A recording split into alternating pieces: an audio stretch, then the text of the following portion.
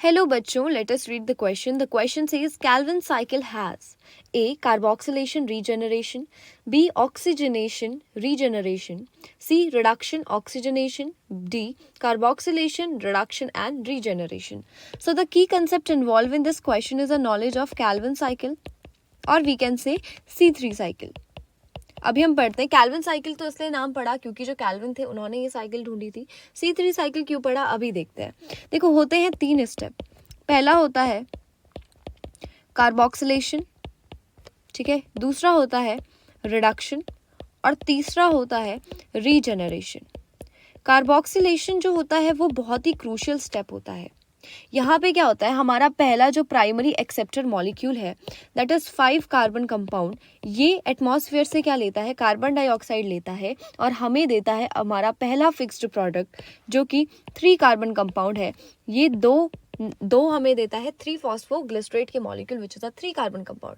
तो C3 cycle नाम क्यों पड़ा, क्योंकि पहला fixed compound is a 3 carbon compound. देखो, कार्बोक्सिलेशन में 2 चीजें हो सकती हैं, ठीक है. अगर इसने CO2 ली तो हम तो शुगर तक पहुंच जाएंगे, और अगर रुबिस्को ने O2 ले ली तो फोटो रेस्पिरेशन हो जाएगा,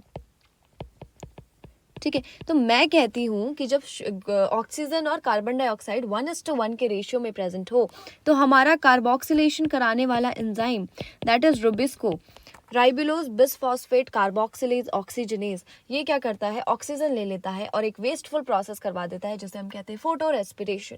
ना हमें वहां से शुगर मिलती है और साथ साथ हमारी एनर्जी भी वेस्ट होती है. Next process is reduction.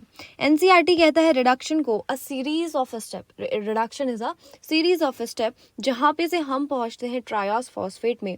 और देखो, यहाँ पे डायग्राम में मुझे सिर्फ एक ATP और एक NADPH दिखा है, लेकिन क्या मेरे पास 2 मॉलिक्यूल हैं, तो 2 मॉलिक्यूल के लिए क्या 2 ATP और 2 NADPH लगने वाले हैं, बिल्कुल लगने वाले हैं. तो मैं कहूँगी कि रिडक्शन स्टेप में एक CO2 को फॉर 1 CO2, ठीक है, 2 ATP और 2 ATP और 2 NADPH आपका लगता है.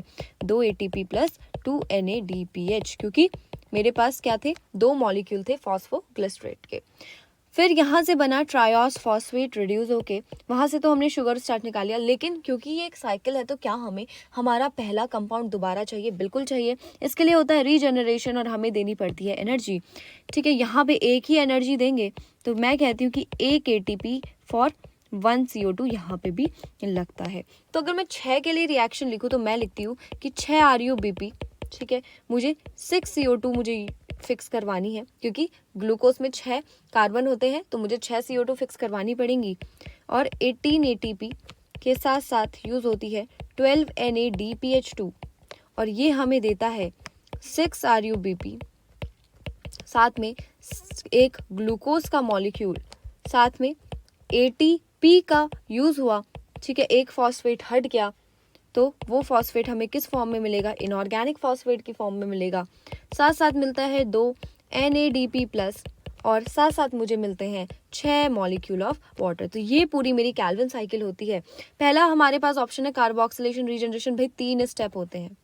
Next is oxygenation. ऑक्सीजनेशन नहीं होता है, ऑक्सीजनेशन होगा तो बेसिकली फोटो रेस्पिरेशन हो जाएगा, फिर वो कैल्विन साइकिल नहीं रहेगी, वो दूसरी ही साइकिल हो जाएगी. रिडक्शन ऑक्सीजनेशन गलत बात. So the final answer will be carboxylation reduction and regeneration. That is option D. I hope you understood it well. All the best. Thank you.